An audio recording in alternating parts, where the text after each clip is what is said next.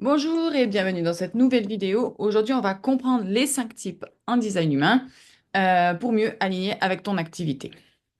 Donc, si tu es coach, thérapeute ou en reconversion professionnelle et que tu veux mieux comprendre comment utiliser le design humain pour t'aligner à ton fonctionnement naturel, à celui de tes clients ou à celui de ta famille aussi, aujourd'hui, je te parle des 5 types et de leur impact sur ton activité professionnelle. Allez, c'est parti. En design humain, il existe 5 types énergétiques qui influencent la manière dont on prend nos décisions et mène nos projets. Comprendre ton type peut vraiment t'aider à mieux structurer ton activité et à travailler en harmonie avec ton énergie. Rentrons dans le vif du sujet.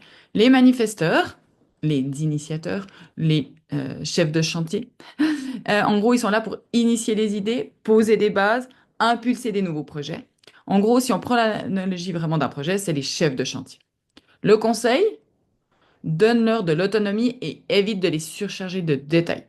Euh, Ensuite, on a les générateurs. Les générateurs, c'est les bâtisseurs. En gros, leur rôle à eux, c'est de répondre aux opportunités, d'apporter une énergie constante pour faire avancer le projet. C'est vraiment le bâtisseur, celui qui a l'énergie pour porter le projet à bien.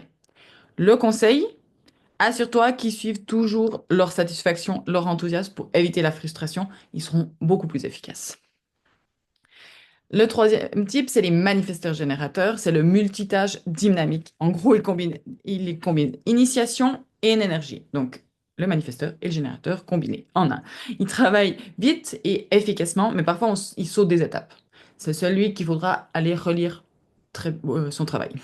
Comme le générateur, en gros, c'est des bâtisseurs avec une capacité en plus à jongler entre différentes tâches. Il faut leur laisser de la flexibilité et peut-être les aider à garder un cadre. Les projecteurs, c'est le guide, c'est les stratèges qui voient la vision globale et qui guident les autres avec sagesse. C'est le consultant, celui qui supervise un projet. Il a besoin d'être reconnu pour son expertise et il a besoin de temps de repos. Le cinquième type, c'est le réflecteur. Ils sont sensibles à leur environnement, eux. Donc, voilà, ils donnent un feedback très précieux. C'est ce qui fonctionne ou non. C'est eux qui vont dire si ça fonctionne ou pas. En gros, c'est l'inspecteur des travaux finis. En gros, il faut leur donner du temps pour prendre leurs décisions et observer leurs ressentis. Ok, maintenant tu te dis c'est bien beau et comment je vais appliquer le design humain dans mon activité? Alors, comment on va pouvoir utiliser tout ça dans ton activité de coach ou de thérapeute ou voilà. Donc déjà, si toi, tu es manifesteur, tu vas pouvoir initier les nouveaux services et inspirer les autres à te suivre. Ça va vraiment être ton super pouvoir si tu es manifesteur. Si tu es générateur, tu peux te consacrer à des projets qui t'apportent de la satisfaction et avancer étape par étape. Tu aimes vraiment faire un peu toutes les étapes de A à Z. Si tu es manifesteur générateur, par contre, tu vas adorer jongler entre plusieurs projets, genre les multipassionnés, voilà. Mais les multipassionnés, c'est pas que des manifesteurs générateurs. Encore une fois, on met pas tout dans les cases, mais en gros, voilà, juste faire attention de garder un cadre pour éviter l'épuisement, le fameux fil rouge.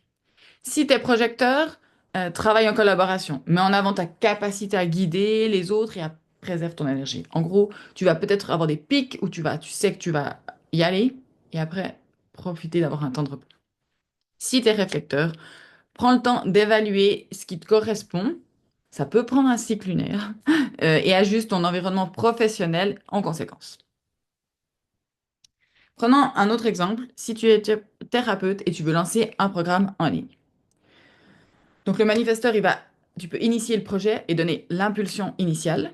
Et si tu es générateur, tu vas avancer progressivement avec constance dans la création. Dans le manifesteur générateur, il peut optimiser le processus et gérer plusieurs aspects du projet en parallèle. Le projecteur, il va plutôt structurer l'offre en apportant une vision stratégique et des conseils avisés. Et le réflecteur, il va plutôt tester le projet avant son lancement, apporter des ajustements, etc. En intégrant le design humain dans ton activité, tu vas pouvoir mieux comprendre comment tu fonctionnes, éviter les frustrations et maximiser ton potentiel. En gros, c'est aussi un outil puissant pour accompagner tes clients de manière plus personnalisée, en gros, et aligner à ta propre énergie aussi à toi. Euh, pour moi, tu peux détecter le non-soi aussi et aller plus loin avec le design humain. En tant que coach ou thérapeute, ou comment?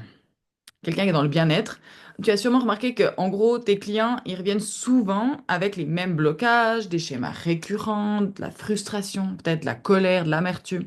En gros, en fait, c'est des signes, en réalité, c'est des signes de non-soi. En gros, le non-soi, chaque type a un non-soi. C'est-à-dire qu'ils ne vivent pas en accord avec leur énergie naturelle. Par exemple, le manifesteur en non-soi, se sent en colère parce qu'il n'ose pas initier, parce qu'il se sent freiné par les attentes. Donc il va nourrir tout le temps cette colère. Ce que le design humain va lui apporter, c'est lui apprendre à s'autoriser, à initier et à informer les autres, vraiment pour éviter la résistance. Voilà. Le générateur en non-soi, il ressent une profonde frustration, vraiment, si c'est quelqu'un qui est souvent frustré en travaillant sur des projets qui ne le passionnent pas du tout. Donc voilà, donc ce que le design humain lui apporte, c'est l'aider à reconnaître ce qui l'enthousiasme réellement. En gros, tu vas pouvoir lui poser des questions pour reconnecter à ce qui l'enthousiasme et lui permettre de dire non aux opportunités non alignées.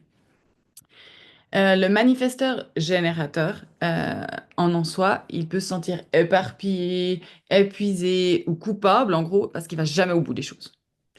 Du coup, tu pourras, avec le design humain, lui apporter, en fait, lui montrer que bah, gérer son énergie efficacement, tout en respectant son besoin de diversité.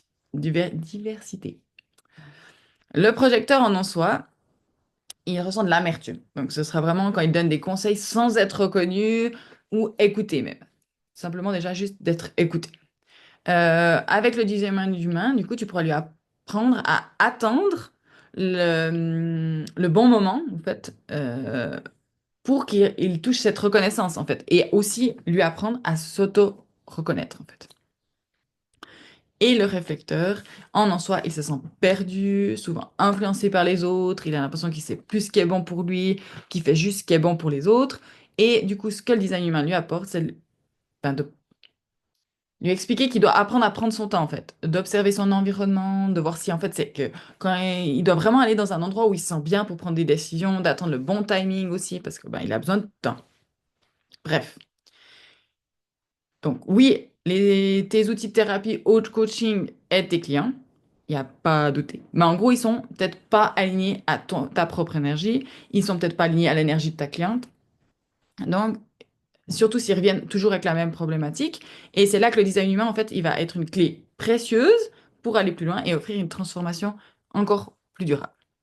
Euh, En gros, ça apporte de la valeur supplémentaire parce que ça va comment repérer les signes concrets des désalignements avec tes clients. Ça va être comment le design humain, il peut compléter ton approche thérapeutique et de coaching pour éviter les rechutes et les blocages. Et ça va être de te permettre d'avoir des résultats encore plus long terme. Donc, voilà, je te retrouve dans la prochaine vidéo.